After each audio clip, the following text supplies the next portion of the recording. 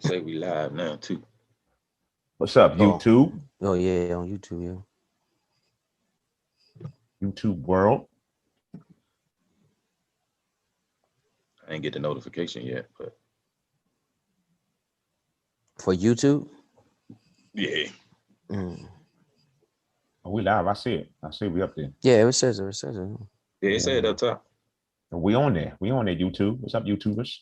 All right, so we're out here, some Wildcatz podcast. All right. Got a great show for y'all tonight. All right, let's get this thing started. All right, so we are back at it. It's that podcast that's so damn good. Only some Wildcats can do it. And always coming to you live from the Zoomverse via YouTube. I'm here with my family. Always got my dudes in the building. I got my man Keith, aka Cat Daddy Keith, aka Keith the Freak, aka Coach Keith. What's up, Keith? What's up, Black? We back with it or we back at it? We back at it, man. We back at it. We back with it. We all at it. We back. Also in the building, I got my man Derek, aka the Money, aka the Wallet, aka the sponsor, aka he ain't been here. I thought he was Dave when he checked in. What's up? What's up, Derek?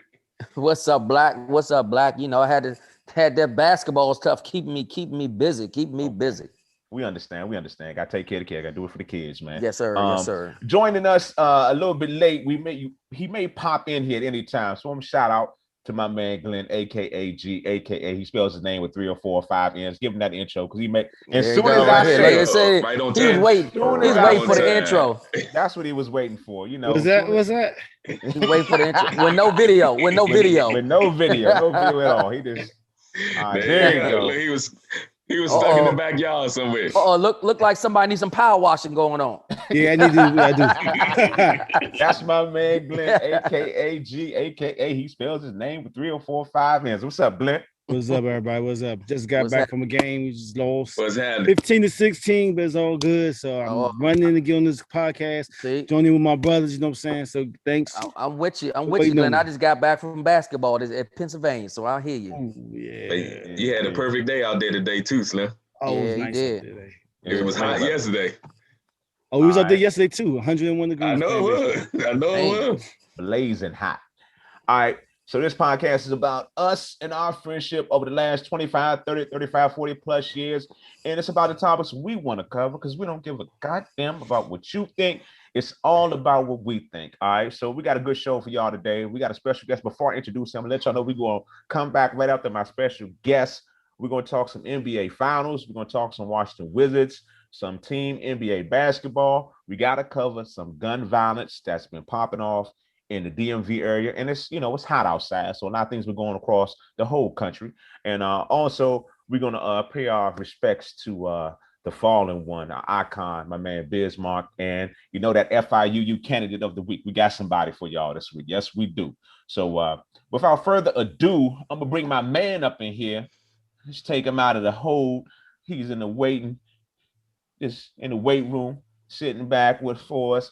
My man, why don't y'all give it a one time for my dude, Derek G. Matthews, who is the project manager for the Anne Arundel County Police Department's reentry program and community collaboration. And we brought him on. Well, we've been talking for a while. I've known Derek for a long time, man. So we're trying to get this dude on. He's written a book. What's the name of your book, Derek? I was knocked down, but not out. How my faith got me through. And that's what it's about right now. So before we get into the Anne Arundel County reentry program, the community collaborative, let's talk about you being knocked down real quick. Tell us about your career in being an officer with Homeland Security and where you went, where you got knocked down at. Let's put it like that. Where you got knocked down at, man. First of all, man, let me thank all the brothers, man, for the opportunity and give some praises to God. Because without him, man, I wouldn't have been able to get up once I got knocked down, right? 100. Absolutely. First and foremost, man, I'm a man of God. I'm a father. I'm a husband. I'm a brother. I'm an uncle. I'm a friend. I'm all of that stuff. So, born and raised, man, in Annapolis, Maryland. Did a stint at the Prince George's County Sheriff's Office. Went out on a disability after about 9 years. Went to the private sector, man. Did very well. Thought I was set for life. That wasn't enough. Got offered the opportunity to go to the Department of Homeland Security when they stood up. Went in as a contractor, worked for a subcontractor to a couple of very large security, and intelligence agencies. And man, it's one thing about sitting at the table, man. Where you sit at the table matters, right? And I achieved a level of success that hadn't been done before as an African American male. So all eyes were on me, man. So thinking I'm drinking the Kool-Aid from the same pitcher as everybody else, what works for them worked for me. Didn't work like that. So under Title 18, when you are a government official, you cannot receive funds without reporting them through a proper channel. I had a young man that I knew, man, for 25 years, man, went to SWAT school, the whole 9 yards. And let me say, before I just glaze over the story, that the one thing I want folks to take out of anything that comes out of my mouth, Derek is 100% accountable for anything that I do. I'm 100% accountable for anything that I've done. I'm 100% accountable for anything I will do. So at some point, you got to understand, I may repeatedly say I could have said no, and I didn't. But the bottom line was we sat down for coffee, man. I had a good conversation about me being a consultant for him as he was standing up this woman-owned business. Ethically, there's some paperwork you need to fill out immediately on an OGE 450 and make sure that that's approved. I didn't do that. I figured we were on the up and up. I had some plans to move on and do something political. So I figured I would do that for a couple of months and then make my move out. Him and I sat down. We agreed that I would be a consultant for him. Paid me for 3 months, never talked to me. At some point, I terminated the agreement after 3 months, after receiving a total of $12,000, which I deposited in my bank account, filed them on my taxes. At some point, it didn't meet the smell test. Come to find out that he had been arrested 2 years prior and been working with the feds on a mission to take multiple people down to save his own hide. So again, yeah, I'm accountable for what I did. I did it. But this is like me slapping you, Craig, in a bar and you pulling a cannon out, blowing the whole block up where I'm standing. The punishment far outweighed what was done, right? Historically speaking, in the same hallway that I work, guys have done the same thing and max 3-day suspension, max. It cost me 15 months of my life. I don't know where I got years from. 15 months of my life sitting in federal prison. See, 1 day is too much, but go ahead. You know what I'm saying? 15 months, man. And during that 15 months, man, one thing about prison, man, especially when you're going in as the police, you got to put on face, man. I worked on the FBI task force for a number of years, man. I put some bad dudes down, man. And the reality was, I got to get my mind, body, and spirit ready for this journey. So I prepared my family for what was yet to come. At some point, the judge allowed me to see my kids off. That's the only request I had, is for them to let me see my kids off to college. I've been with my kids, man, from kindergarten, PTA president, PTO, everything they played, I coached, the whole 9 yards. I would literally fly back from overseas sometimes as a contractor, see my daughter in a dance recital, and then fly back. So that's what type of dad and that's what type of father I was. So having said that, man, I departed, man, went up to Farrington, New Jersey for my 15-month stint. And life happens, man, when you go away, Craig, fellas. My mom died 3 months in. 30 days later, just shy of 2 months later, my brother died, 31-year-old brother died. Wife developed breast cancer. And through all of this, man, I said, God, I'm listening. You got my undivided attention. Whatever you have me to do from this point, I'm all yours. You know what I'm saying? Because I had realized that while I was standing in the pulpit on Sunday as a leader in the church, bottom line was I was living foul, man. I was doing some things and not doing what I was actually speaking, right? I knew what I did wasn't the brightest thing in the world to do, but like I said, I thought it was okay for me to do it because everybody else did it. And so they didn't work out for me. So part of my plan was to, one of the things you got to understand is about time is you can't let time do you. Time is our most valuable asset. So from day one, Craig, I wrote thousands of pages, man. I got a closet in there with a bag with just probably 10 more books in it. And so a few years ago, we decided to take just a little bit of it and just share a little bit of taste of who I was as a person, a little bit of my journey. But most of all, I wanted to share with brothers and sisters, man, that everybody makes mistakes, but you do not have to be defined by that mistake. And I made a conscious decision that I would spend the rest of my life reaching back, helping any and everyone who came to me, as humble as they know how, as long as they were ready for help, that I would be there to help them. And that kind of brings us full circle to what I'm doing today. I'm gonna tell you something, Derek. I knew about the cancer with Carl. I knew about that through the family, but I did not know about your brother. I didn't know that happened while you were for that. I didn't know that happened. Yes, that kind of. Yes, sir. And man, and that right there, that struck a chord with me because Bert, that struck a chord with me. I didn't know what happened during that time, and I don't know what. Damn, that's real, man. That's real.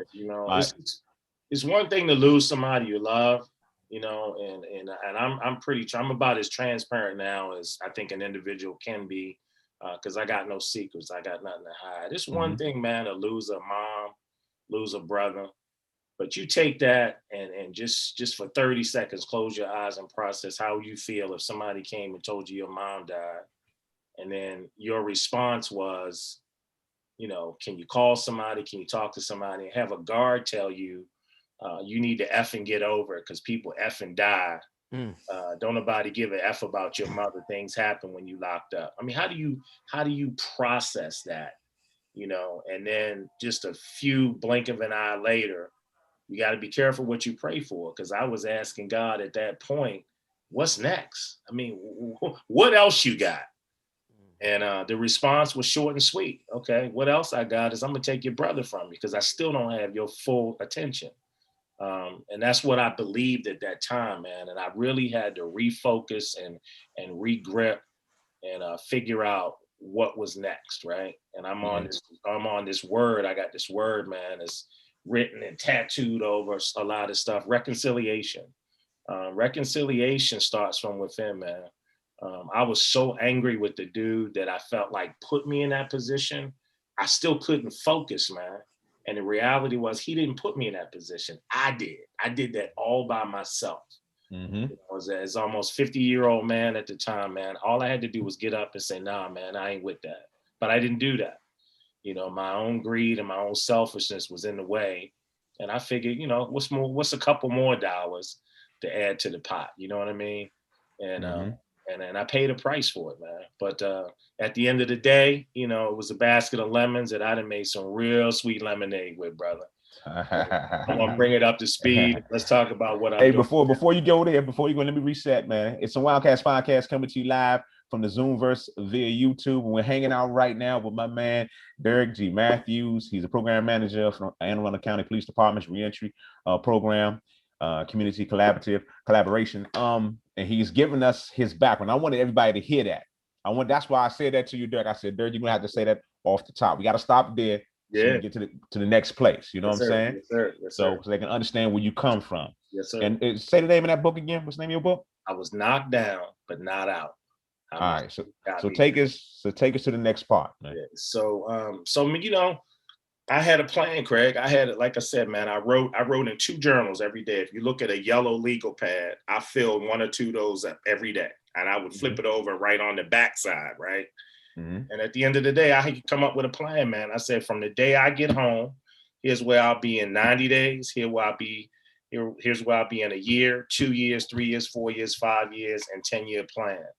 And I'm telling you, man, just like building a house, man, my blueprint has been spot on. I came home, man. I went right to work, worked in a law firm for a hot minute, because that's what the feds want you to do. They want you to have a job. They don't want you to go out and have your own. That's a whole nother story. We do that on a whole nother thing, how the system tries to dictate what a brother can and can't do. But then ultimately, man, I opened my own self-defense school up.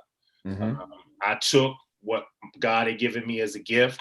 My Rolodex was still intact. Internationally, I was known for some very specific things in law enforcement, close quarters combat, tactics, and some other things. So I kicked that off, man. I wound up having the city of Annapolis as a client. Anne Arundel County became a client. I had some wealthy folks as clients. And one of my stenches over in Africa, been working on a project. Anne Arundel County offered me a contracting job to work on some special projects with them in the community. I'm a force to be reckoned with respect to going into bad scenarios, bringing people together, whether it be two tribes in some ugly places in the world, in the desert, to some third world countries, to actually on the street. De-escalation? Not de-escalation. You can call, let's go with de-escalation. That sounds good. But Okay. really just how to really exercise true diplomacy. For me to get Craig Black to do what I want Craig Black to do, and get Craig Black to do it in a sense where he doesn't feel like he's being forced to do it. You know what I'm saying? Okay, I got you. You know, because you can agree. It's healthy for us to disagree, but we got to come to some type of understanding at some point. We can still disagree, but let's get the work done, man. Let's get the job done. So I was able to do that, man. And ultimately, my goal, I wound up working for a county executive. I sat with him for 4 years. He didn't win his second term. The one that came in the office, that's in office now, gave me a shot. I was the only one they kept on the executive team. And my dream or my vision was to utilize what had been given to me by God to go back and help those folks. And what I came up with is, man, I think police are the best equipped to become one of the key integral parts in reentry, because reentry is a process. It's not a project. It's not a program. It's a process. And you got the best of both worlds. You've been a police, you've been in, came back out. So it's almost it's a perfect storm for you. Exactly. So as reentry starts, you know, from the day you get handcuffed, man, we need to look at it like that, Craig. So man, I was able to sit down with all the judges, man. I held a couple of sessions with the circuit court judges, trying to even shape and redirect how they sentence people. You know what I mean? So in doing that, the new police chief, we got an African-American female, man, from Prince George's County, former Hyattsville chief. She understands and sees community relations for what it really is. The police have to embed themselves in the communities, and not the communities that we're comfortable in. They got to go into the communities where people don't like you, you know, and you got to be able to take the Derek Matthews with no badge and gun and let me go in, you know, and let me foster some relationships that maybe having a uniform on, you just can't. And we've done that, man. I got a pilot program going on right now, man. I got guys in HVAC training, culinary arts, CDL, automotive. These cats will finish this 15-week program and they will have jobs. I got a brother right now with an ankle bracelet on, working for a transportation company as we speak. And he's not even done school yet. But I was able to broker a relationship with this company who had never hired felons before, right? Why? Because they had never been approached by a felon in a suit and tie, working in a position where I get to dictate, you know, a lot of how you operate throughout the county, right? So those relationships, man, have just begun to bear fruit, man. I just can't, I had a session with the brothers Friday. It wasn't a dry in the room, man. I shared some of my story with them, but watching them sit in the seats and seeing that they were products of a vision that I had on a yellow piece of paper in a cell, it touched me, man. The reality really hit me and said, man, you know, we could really blow this thing up, man.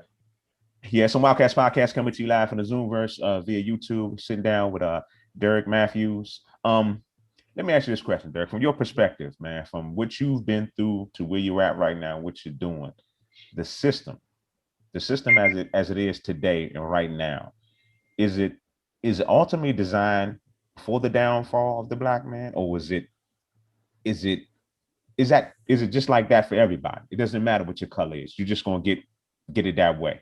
Craig, that's a hell of a question, man. And here's how I'm gonna answer that. Systems are designed to do exactly what systems are supposed to do, if that makes sense. When you as a Big Bert. Big Bert was an electrical engineer, right? When Bert designed something, he designed it to work a certain way. And that's exactly what it was supposed to do, right? That's what these systems do. And it's not just Black people, it's Hispanic people, it's women, it's gay people, transgender people. It's these systems in place are designed to make it difficult for folks who are financially or socioeconomically challenged. That's the key. Because so many things come as a backlash. It's like saying you don't die from having diabetes.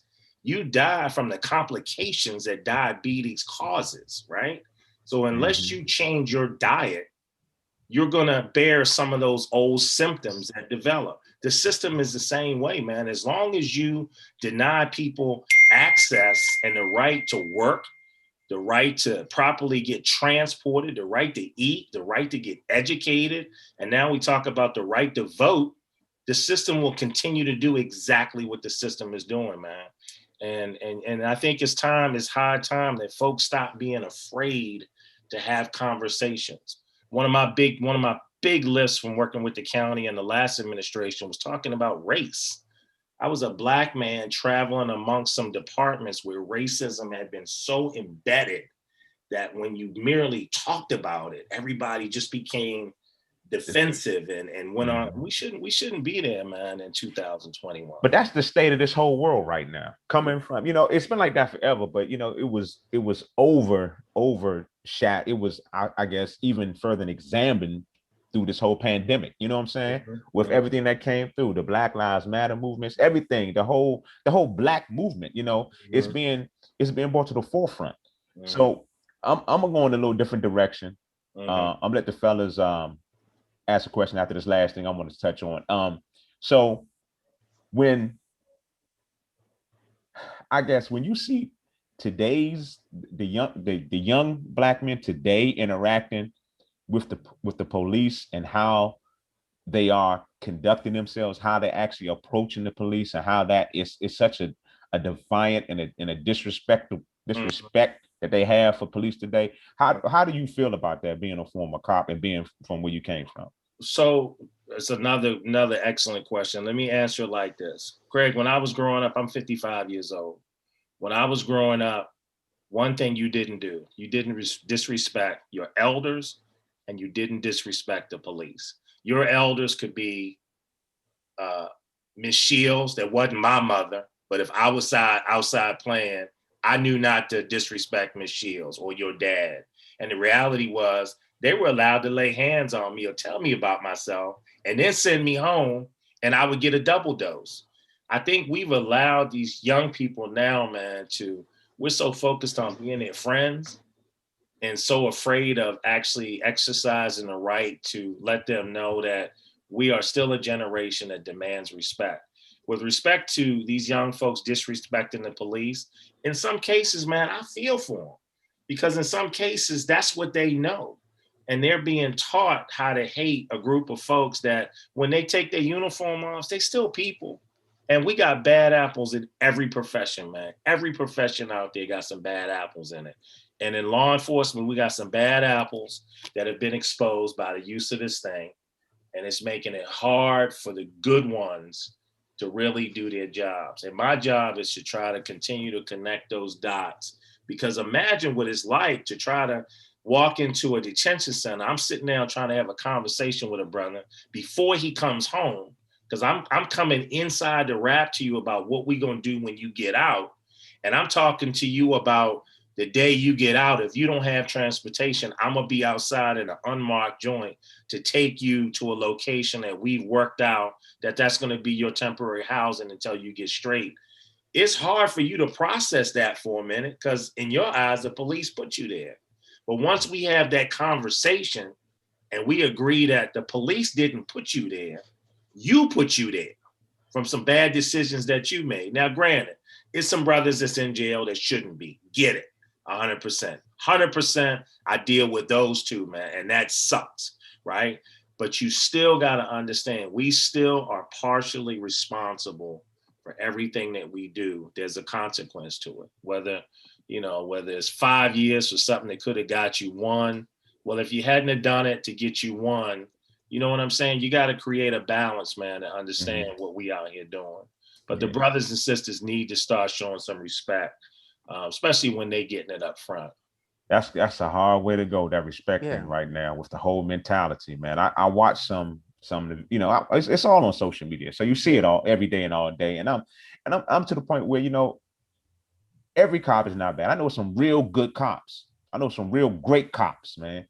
But I know I also know that those great cops always tell me, Craig, yeah, some badass apples up in here, Craig. Sure. And I'll be like, you know, all right, it's understandable. So that whole mentality, that's going to take a while to get away from that, man. But it's some Wildcatz podcast coming to you live from the Zoomverse. We're hanging out with Derek Matthews, the program manager for the Anne Arundel Police Department's reentry program and community collaboration. Right now, I'm letting my man Keith. He got some questions he want to throw at you. What's up, Keith?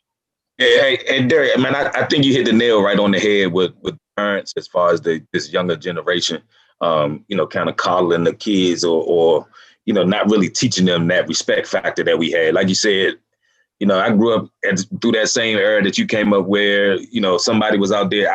I wouldn't cuss in front of I still, right now, at 50 years old, I would not cuss in front of somebody that I consider the elder.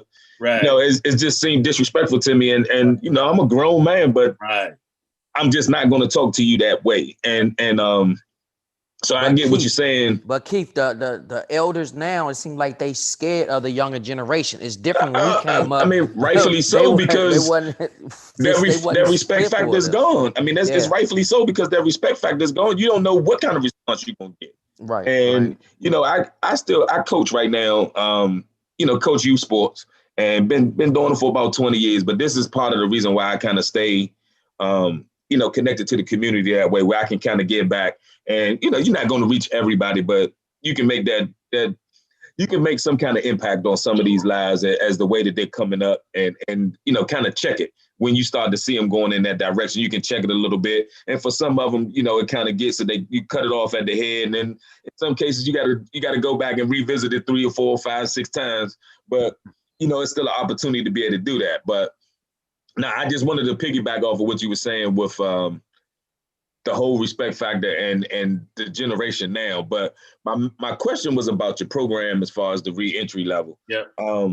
Is it only geared towards Anne Arundel County, or would you take, you know, referrals from other places that, you know, you just got guys that are coming out, whether they were in, you know, the Anne Arundel County or not? Would you be able to provide some assistance to those guys that's coming out from other locations? So man, I love that one. So we just had a meeting on that one yesterday at 3:00, and I was asked that question, and here's what we're trying to pilot moving forward. Because the resources that I bring to bear to help an individual are Anne Arundel County resources.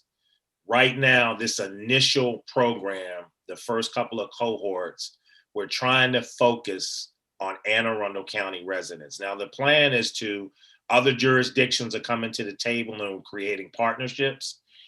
But as far as housing, transportation and housing are the 2 biggest barriers that we face.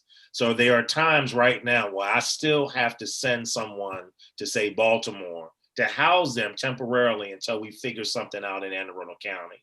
Okay. For somebody from Baltimore to come to Anne Arundel, it makes it hard for transportation. It makes it hard for county resources to be able to track and provide resources to the residents that we're entrusted to deal with. So as of right now, to answer your question, the focus is on Anne Arundel County residents.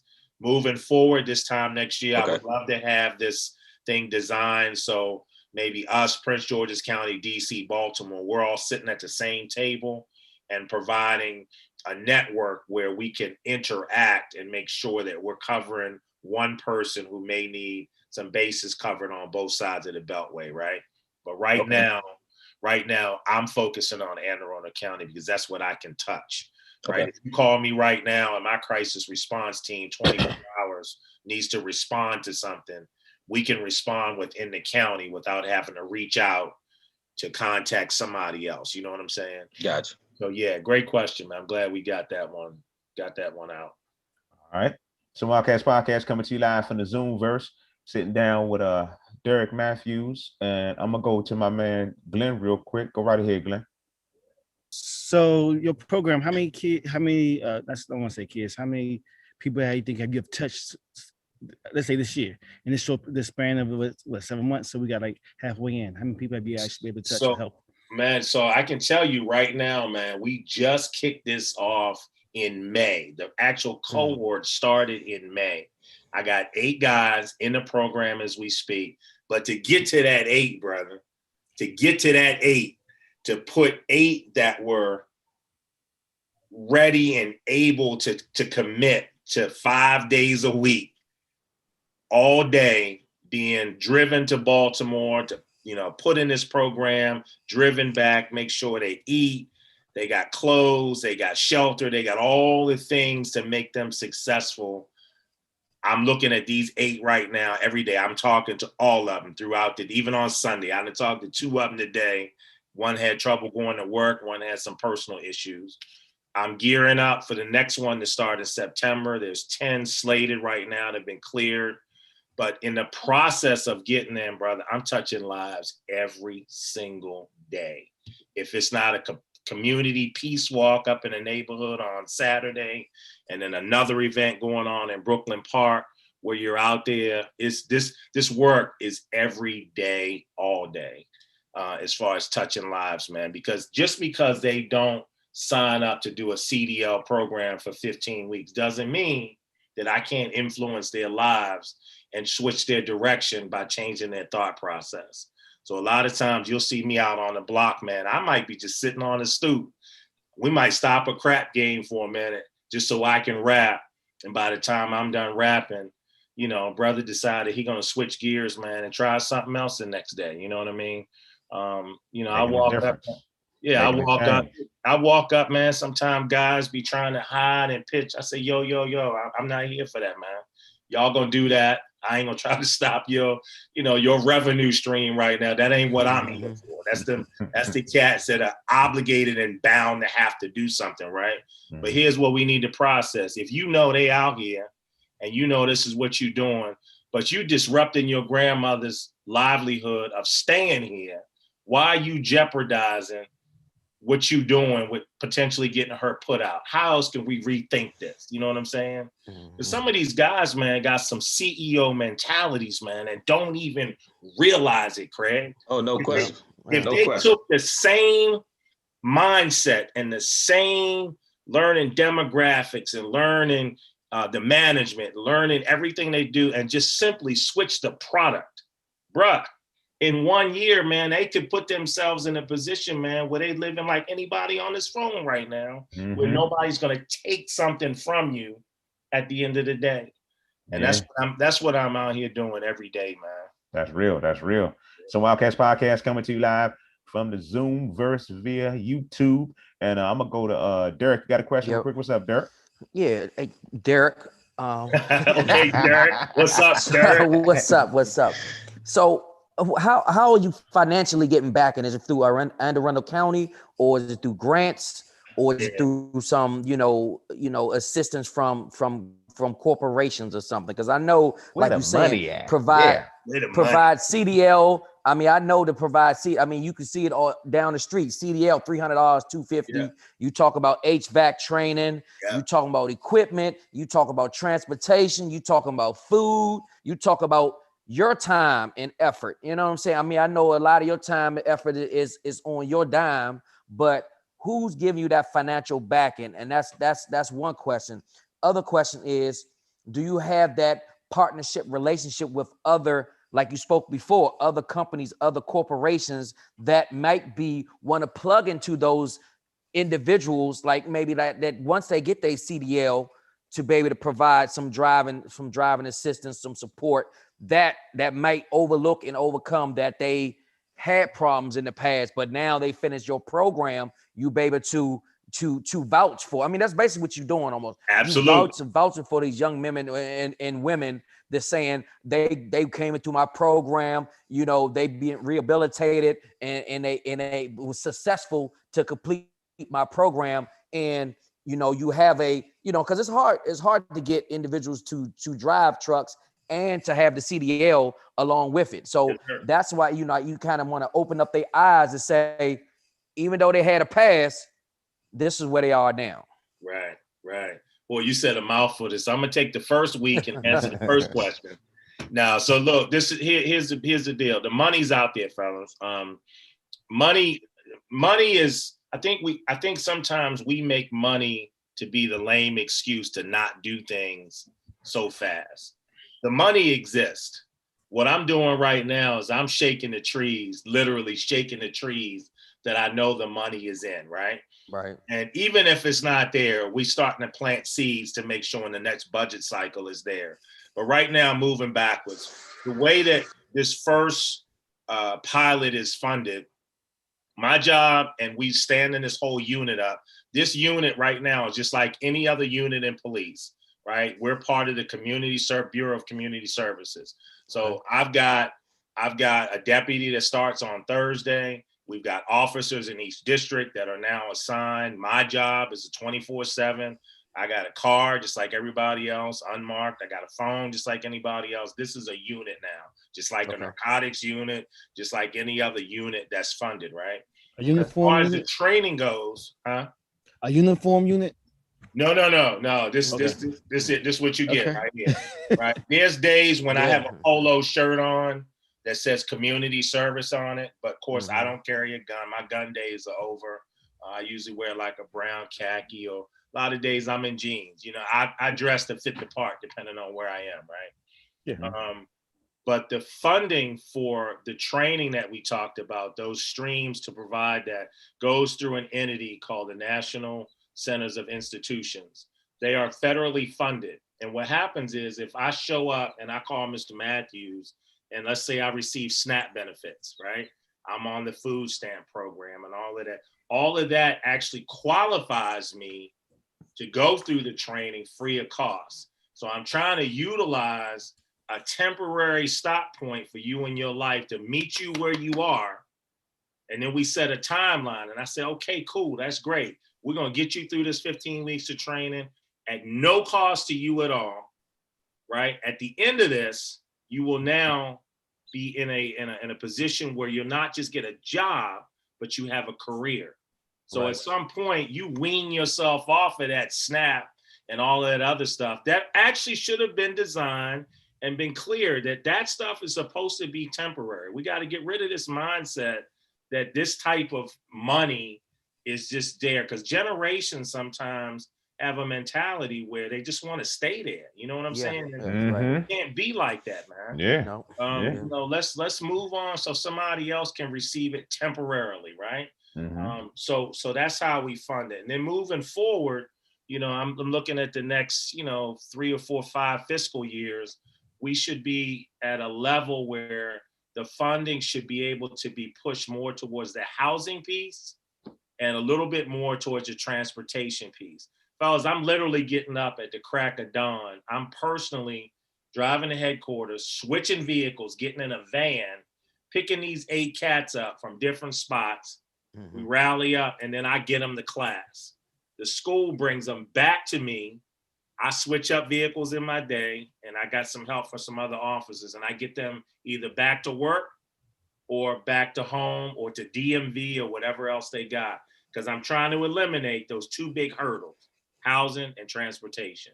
So as long as these guys listen to me and stay focused, 15 weeks or somewhere in between, you'll either be working or after you finish, you will be working. And back to your second part of that, I'm bringing all the stops are out, brother. I'm bringing corporations and companies to the table on a weekly basis, getting those commitments that when we finish, Derek, you're going to hire 5 of these guys. And when you talk about your background checks and all of that, I'm telling you that I'm giving you a nonviolent offender, no sex crime or anything like that, a hireable person, right, that's willing to go to work and be there. I'm giving them the interview skills, the resume writing, everything that you need to be successful they're getting out of this program. You know what? That sounds good. That sounds great. You know what, Derek? That leads me to my question. You broke it down a little bit at the very end. So what can't you not have on your record to be a part of your program? So right now in this first cohort, I stayed away from sex offenses and I stayed away from major violent crimes, Greg. And the reason is I wanted to be able to take an initial 5 to 8 and tell a success story that all of these cats were good to go. And then I'll up the ante next go around, right? I got a couple queued up, you know, maybe a gun charge that was way back in the day as a result of some possessions, right? But right now, man, I got, you know, the phones ring every day, man. I had a cat call through his probation officer Thursday. Brother been down for 45 years, man. His probation officer told him to call me. But through the conversation, when I asked him what he had completed while he was gone, I was looking for a PhD. I was looking for at least a BA. All the brother got was a GED. So we got a wrap on Tuesday. I'm not knocking the fact that he only got a GED, but I need to know where that headspace is. Yeah, with that mentality. Your time at 45 years, you went to jail as a juvenile, and now you 60-some years old. What were we doing, bro? What were we doing to prepare ourselves that one day you might get out? Get out. And I'll tell you, the response was interesting. The response was, I didn't think I was ever going to get out. So, Mr. Matthews, you got to tell me what you think is best for me. Right. We got out because of the COVID release. It was one of those cats that got caught up in that. We got to get folks out because of COVID, right? Why was he not better prepared? I blame the prison system for that. That's I blame what the system does, right? That's the system. Right. That's the system. And to me, it sounded like he was just living day to day, you know, trying to get through. Well, like he said he didn't think he was gonna get out. Obviously, he had life. Obviously, he had life. Yeah. When you're in prison, that's an easy mindset to get, that you just go into survival mode. Yeah, exactly. What people miss is you got people out here every day that's free. Survival that mode. Stay in the same mode and don't move forward. Yeah. So it's all about attitude. It's all about mindset, man. So my coaching skills and me going to all the coaching skills and life skills courses and having coaching clients over the years of me, you know, rebuilding, I apply those same techniques and that same energy to my students, man, on a daily basis. But what is, I mean, because I know it has to be difficult when you have these individuals, you know, starting this program. Do you have something like, if you miss 2 days, 3 days, are you know, some kind of discipline? Are they out the program? You know, because I know it has to be tough to get normal people to say 5 days a week and you know what I mean, doing this program. So I know that's another aspect that has to be difficult for you. So the policy is through my relationship with the organization, 7 consecutive misses. Okay. 7 consecutive days, it's a wrap. Because you just decided to just flat out. Yeah. Interestingly enough, I got a brother, love him to death. Just all these cats are like my family now. Because he was in active treatment and the methadone he was on, the methadone forced him to do a lot of nodding in class. So he's missed academically some key parts, that he's missed some tests, but that's okay because we've got him to where he wasn't at where he is now 9 weeks ago. So we'll keep him academically. I'll recycle him in the next class, but I can't let that brother go. He stuck with me. Somebody asked me the other day, when does the program end? And I thought that was one of the most profound questions I've had since May. Right. Mr. Matthews, when does the program end? And my response right off the top of my head was never. True. These cats will have the ability to have me mentor them until I'm gone down on the beach somewhere in one of the islands, you know, down the road. And then from that point, they'll just read a book, a new book or something. But I'm not giving up on any one of these men or women. And I'm training my staff that will build up to have the same mentality. And that's the thing that some of these kids and young men and women, they're missing. It's like something else out there than the streets. You know what I'm saying? Like you're saying, get a trade, get something that you be professional. You can have a professional career, you know, delivering trash, HVAC, you know what I'm saying? All these different trades that you don't have to, everybody's not college material. But aside from criminal background, I mean, you just talk about normal individuals trying to figure out what they're going to do in their life.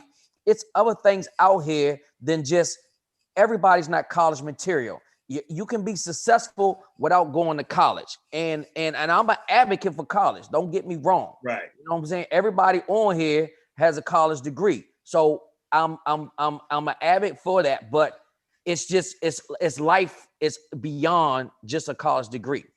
I'm with you. And you said something that I gotta highlight, Craig. I know we probably pushing it. You just something about trash just now. I got a trash company. Right now, if there's anybody listening, watch this. Anybody that's listening that wants a job, if you don't mind being on the back of that truck at the crack of dawn, Yeah, 4 hours for $100 a day, if they call or send an email, they got a job. And you know what's happening? But and that's you know what's happening? You can feed your family doing it. Brothers are telling me it's too hot.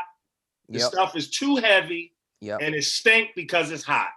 Mm-hmm. So you rather not work or be on the back of this truck. The choice is yours. Because I'm telling you, Derek, I know about Greg, that. if I can get them on the back of the truck for a couple of weeks and change their mindset, the people are saying we're sending them CDL school. Let me go ahead and put him out there. I'm gonna put my nephew out there real quick because I had him on back of one of them trash trucks. It was amazing to me how simple it was to get him a job doing it. I was like, he's hired. Just tell him come up here.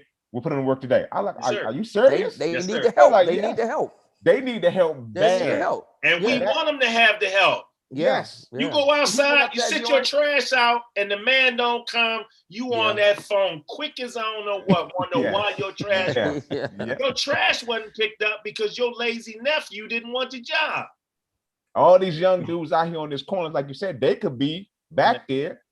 And once you graduate after a while, once you stay on the truck for a while, then they get you want to drive the truck. That's what you ultimately go. You want to drive the truck. You get your CDL and you drive it. Doing it. It's like, but it's the mentality, man. I've heard there's some great benefits. It is. With being a trash man, or I don't know if you want to call it trash man or garbage collector, whatever, however you want to jazz it up. But I heard that there's great benefits in doing that. If you're staying there and you're with the right company where you could actually end up in the union or what have you, and in the union, and you can take care of your family by getting a health plan, by doing some other stuff. But again, this younger generation, man, is some stuff they feel is beneath them at times. But let me tell y'all something, man. Everybody at some point in their professional lives has experienced a similar mentality. Now, there was a point in time where I had every color American Express that ever had. And when I lost that and realized at some point in my life, somebody had to put some money on my commissary, that humbled the hell out of me.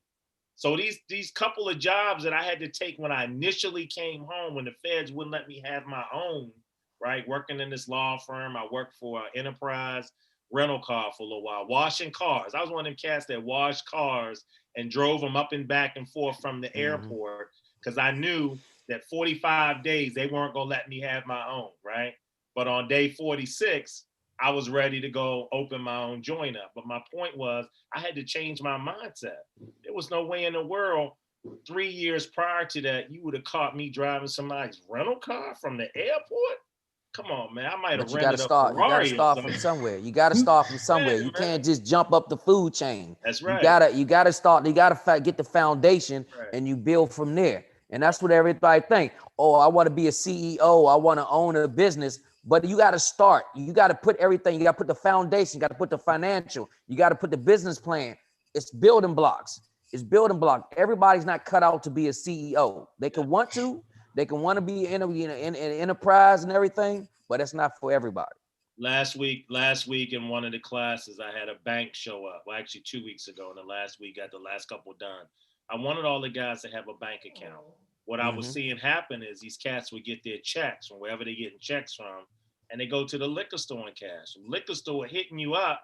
Yep. And now you don't even have a debit card to order something when you and your son need something to eat, and because your wife ain't home to cook. So everybody got a bank account now. So now I got to teach them financial literacy to realize that just because you got checks don't mean you got money. Because a couple of them had to clear up some things that happened a few years ago, because all these banks are connected.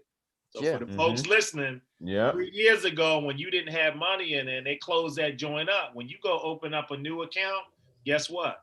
It's in there. You got to fix that before you move on to this new thing. Some of my guys had that issue, so we had to fix all of that. That financial literacy is a real big part, man. Yes, sir. Yeah. Here's some Wildcatz podcast coming to you live from the Zoomverse, hanging out with our special guest, Derek Matthews, the program manager for the Anne Arundel County Police Department's reentry program. Hey, Derek, I want to say we appreciate you, man. Thanks for coming through, hanging out with us. The name of your book is? I was knocked down, but not out. How can they get that book if they want the book, Derek? Amazon's quick. Amazon will have it to you in 2 days. As soon as you type the first couple of words in, it'll pop right up. #1 on Amazon. All right. So I'm gonna let you go on these words, and you say them yourself, man. What do you want? What does the public need to know about your program? What the public needs to know first, man, is everybody plays a role in this, man. My program is just a little, it's a piece of sand on the grand scheme of things, man. It's just one little piece. Every one of us, either on the boxes talking or everybody that's listening, plays a role, man. So if you know somebody that's on that path, guide them somewhere to get them the proper help. If they got an addiction issue, get them some help. If they got any type of mental health, y'all, is crushing us. We fall down, put a Band-Aid, get stitches on something, but mentally we get broken. We don't want to talk about that. And mental health is a lot of the driving factor to men and women actually finding themselves incarcerated. The anger management issues, all of that. So I'm saying, let's go back to that. It takes a village mentality. Black, white, green, Puerto Rican, purple, I don't care. Color really doesn't matter. 99.99, the DNA is the same, man. We got to start working together, man, and believing that it's one race, and that's the human race. And we got to start helping each other, man. All right. There y'all have it. Once again, my man, Derek Matthews, man. Appreciate you coming through. Craig, thanks I'm a proud lot. of you, man. Being proud of the program. Hey, it's some Wildcats. Y'all give it up one time for Derek Matthews. One time, y'all. Y'all give it up. Man. Hey, appreciate you. All right. One love, man. Thanks for coming through, man. All right, brother. All right. So it's some Wildcats podcast coming to you live from the Zoomverse. We're going to jump into another part of the show. Thanks to our special guest for coming through, my man, Derek Matthews. Let's talk about the NBA Finals real quick. Right now, we have the Milwaukee Bucks up 3-2 against the Phoenix Suns after a hell of a game the other night.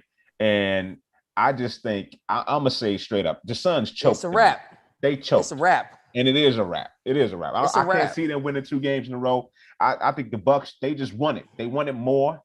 I mentioned this to Keith earlier today. I thought Book at the end of that game should have gave that ball up. And I may have contradicted myself because the week before I thought CP3 should have gave the ball up. But it don't matter. You can't please you, man. It ain't no pleasing you. I just don't, man, at that time, you got to have a feel for who's the hot hand in that point in the game. I thought Booker is your main guy. You always got to give him the ball crunch time. Look, Derek, this is what I told him. He didn't understand this. This is what I told him. I said, you got the ball in 20 seconds with your best player with the ball in his hands. You don't need to call a timeout. You can call what sets you want. Give me a timeout.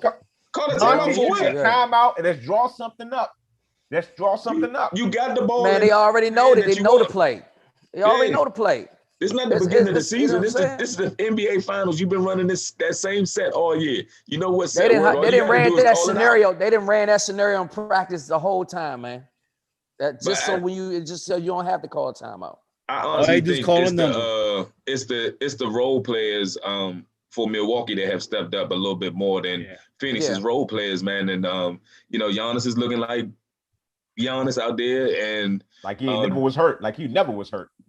Yeah, well, we said that with no structural damage. We said that he wasn't really going to be, that it wasn't going to bother him that bad. But that's why I said it's a wrap, because they're going back to Milwaukee. The role players show up. They're going to show up at home. That always happens. Chris Middleton been balling. They got one more in Phoenix, don't they?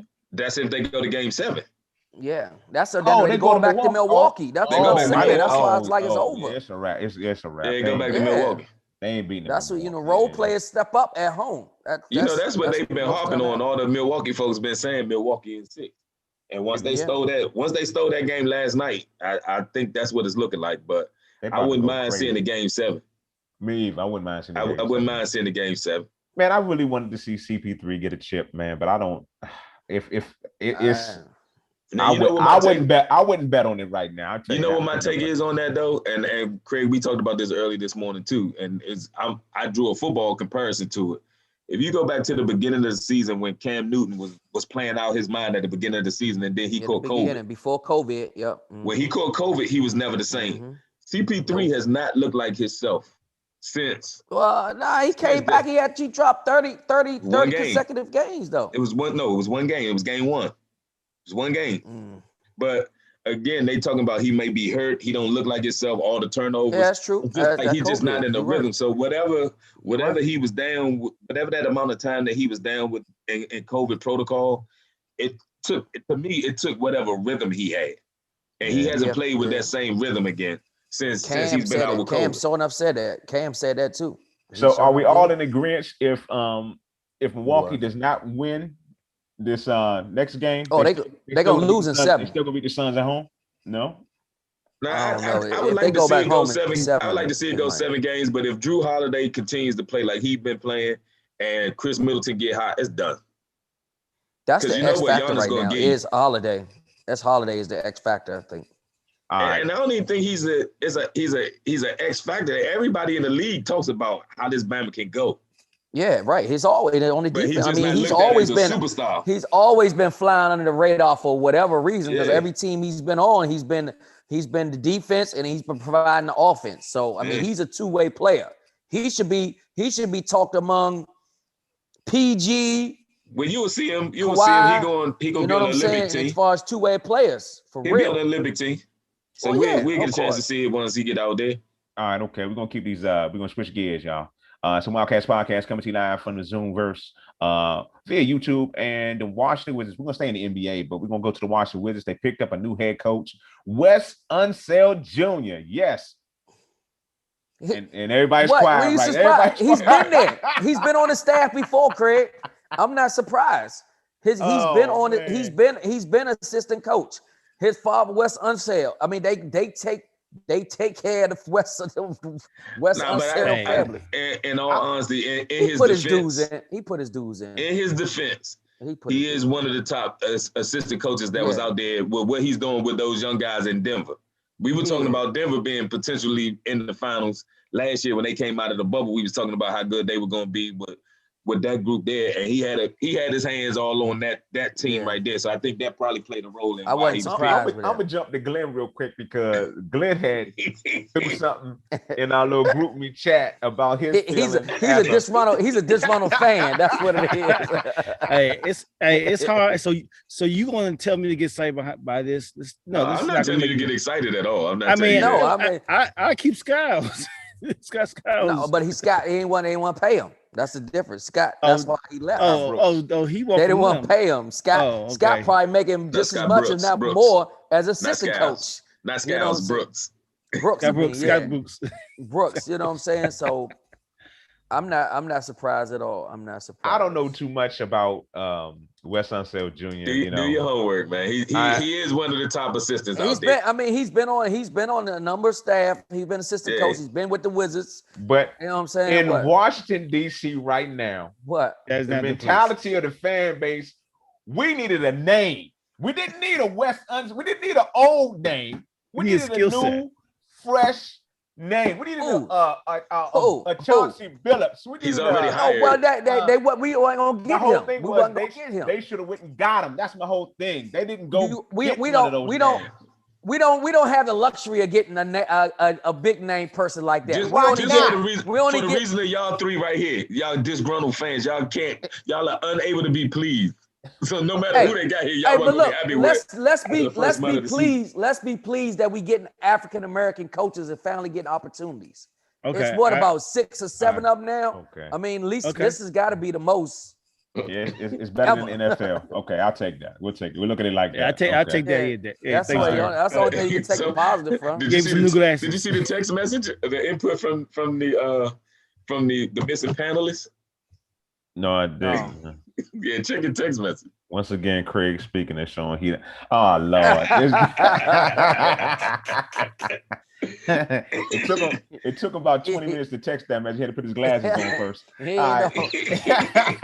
All right, this is a Wildcatz podcast. I wasn't surprised at all. I knew he was gonna be the coach. And when they said Sam was out of it, I was like, that was the only next person that they was going. Sam must just don't interview well. I'm thinking that's the only thing I can really. That's the only really I can think. That's Sam. Sam's always gonna be assistant coach. So imagine James Brown trying to coach a team. Exactly. Oh yeah. Okay, it's a Wildcatz spot. You dirty for that podcast coming to live from the Zoomverse. Let's switch gears. USA basketball. Touch on it real quick. They dropped 2 exhibition games in a row. We're not worried. We're still not worried. But they got a game actually while we're recording this show. They got a game at 9 p.m. tonight Eastern time while we're recording this show. I think they're taking on who, Keith? Spain. Who was actually the champions of the last world game. So do these games?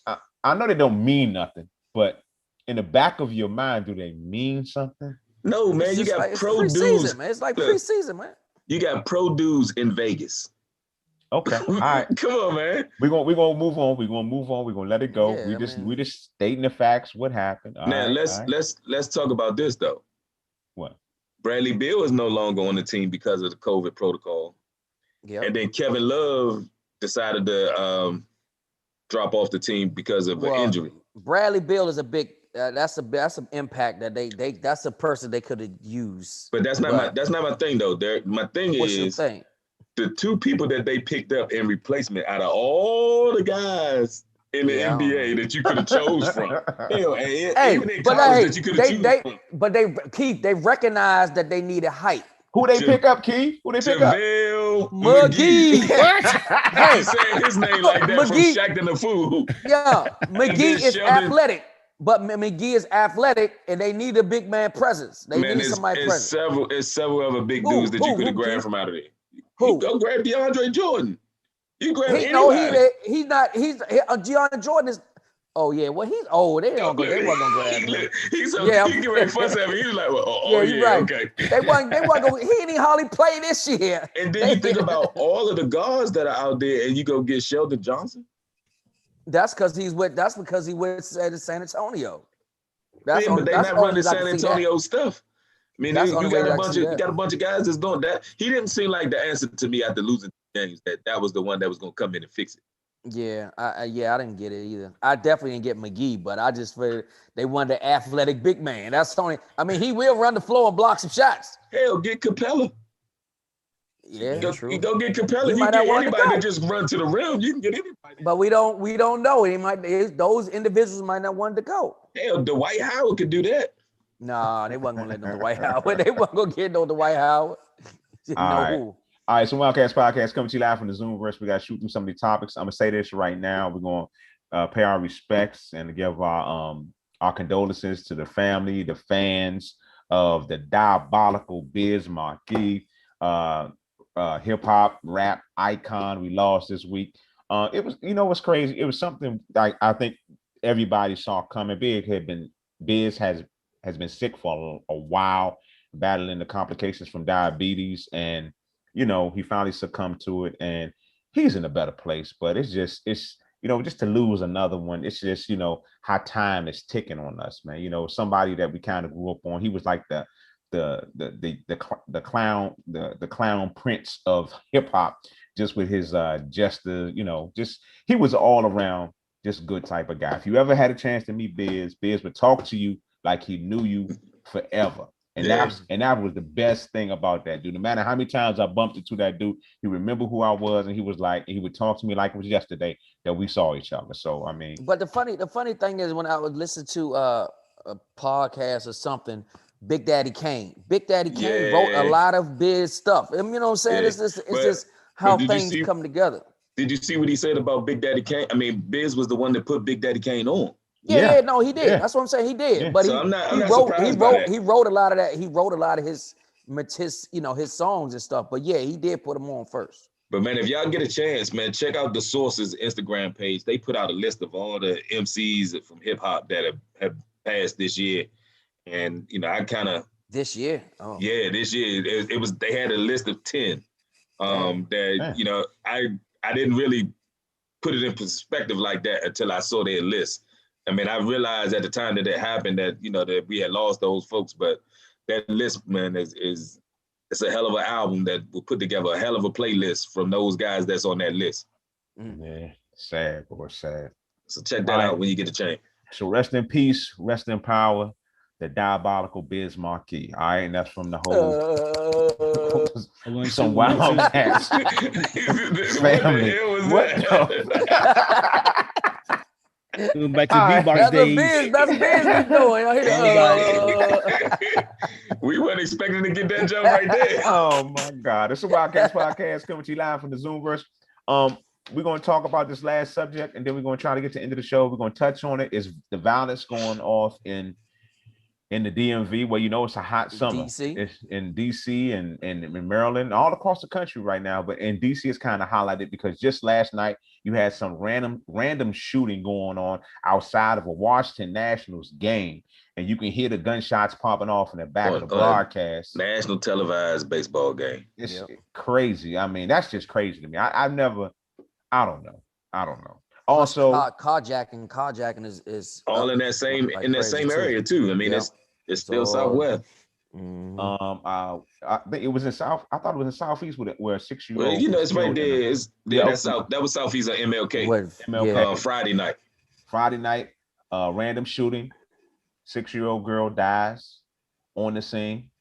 And I got to shout out Squeeb. Squeeb sent me that's another one, a young Wildcat. That dude ain't young. He old as hell. Yeah, right. He make it seem like when we was younger, there's young Squeeb, but he a man. Then your shout out. Look, that Squeeb got about 8 E's. Like Glenn got all them N's in his name. So that dude, he sent me this actual footage of a random shooting happening in Hyattsville, Maryland, at the Rhode Island Avenue Art District. That happened. Just a random shooting. It was like outside of Bus Boys and Poets. And I'm like, right down that way. Yeah. I'm like, what the hell is going on? It's like, you know, it's hot outside. Once again, do we blame the heat? What's going on with the violence in the city right now? But Slim, you look at the comments, man, and listening to some of the comments. I mean, reading some of the comments.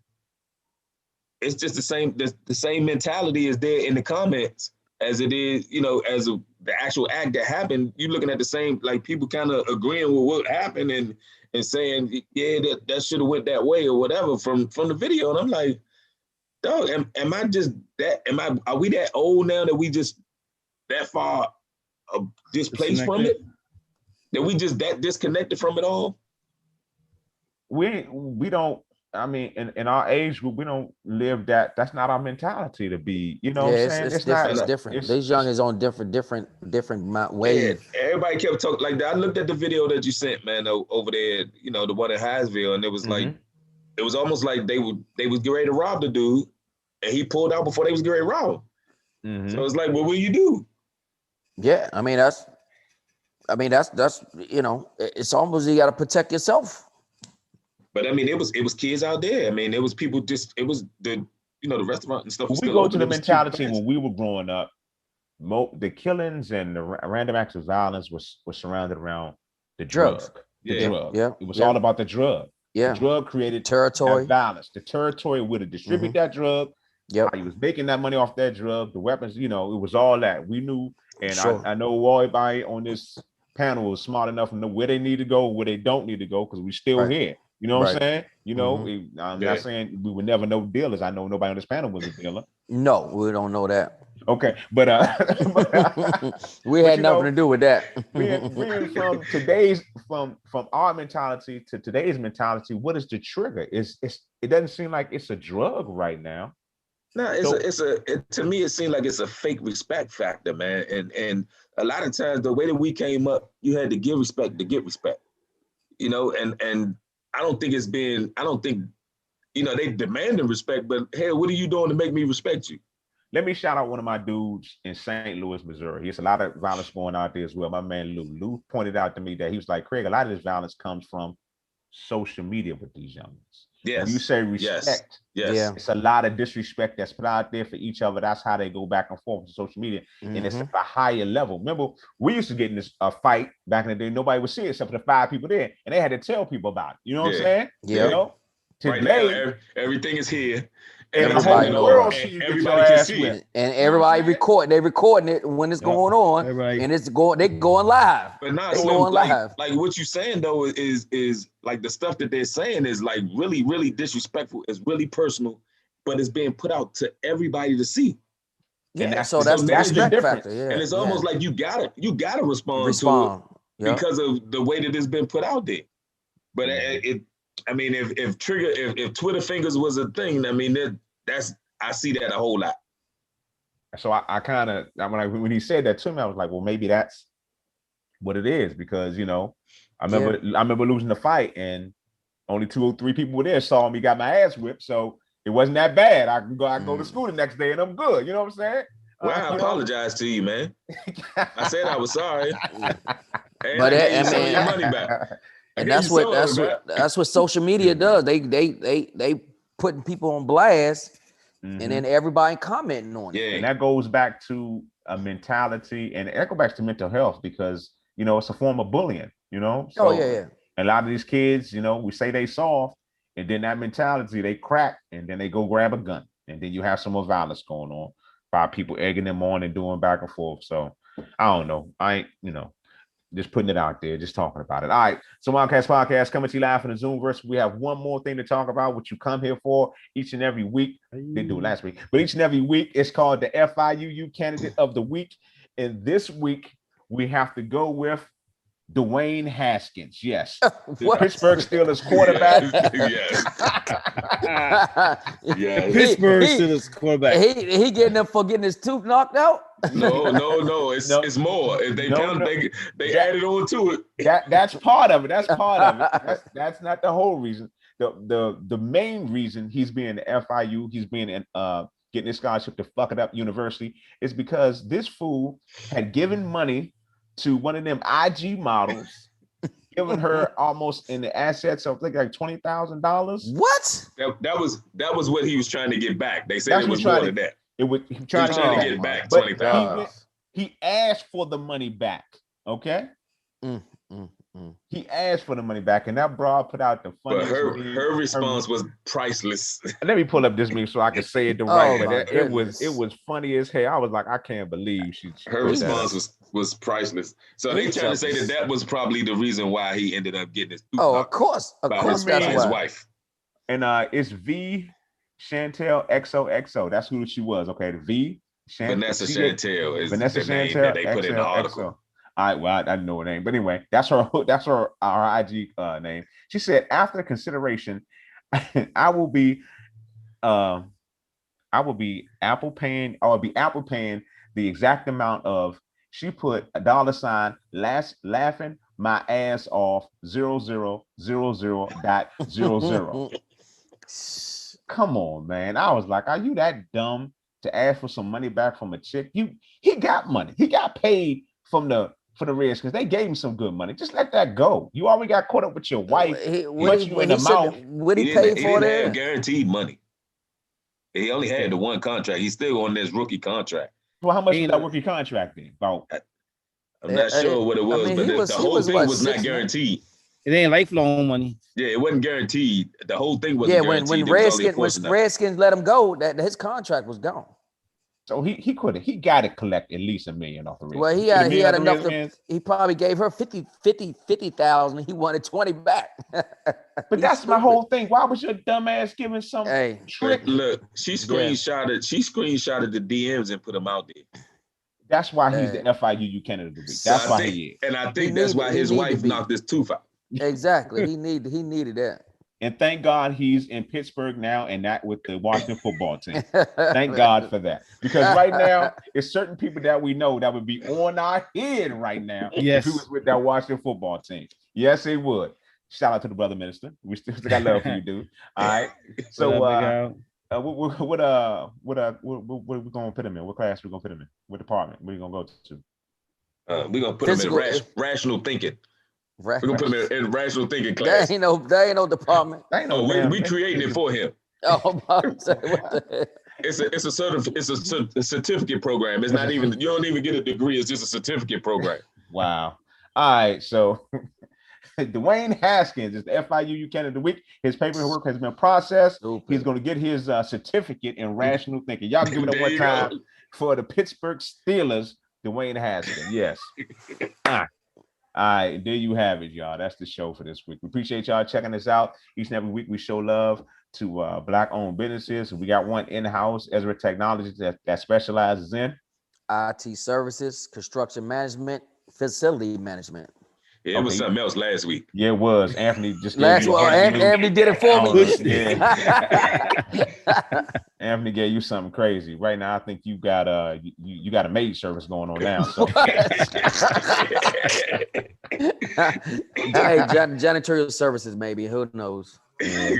You know, the old I used to cats, do that. That mind go first, man. I also shout out to Henderson Automotive in Queenstown, Maryland. All got love for Henderson, been around there for a while. PJ's Coffee in Bowie, Maryland. And shout out to the Burton and Craig Shields Foundation, giving you community cuts for kids. 20 years we are in St. Louis. It's going down August 15th. We're doing it by appointment only. Make sure you log on to the CraigShieldsFoundation.org to register to get your haircut or your hairstyling. You must set an appointment. We're still going with the COVID protocol. So if you don't set an appointment, you won't get the service. All right, we're giving book bags. We're feeding you. And that's what it's about. That's August 15th. And August 29th, same rules apply for the DMV. We'll be in DC. It's community cuts for kids. If you want to register, go to the CraigShieldsFoundation.org. We need barbers. We need stylists. We need stylists. We need barbers. Go to the CraigShieldsFoundation.org to register for all that. Okay. We appreciate y'all. Anybody else? Anybody else want to say anything before we get out of here? McGee's on the bench. He's ready to go in. He's on the bench. He's ready to go in. Lord, that's terrible. USA basketball. They're gonna lose 3 in a row. You know they're gonna lose 3 in a row. Right? No. Nah, they're gonna win today.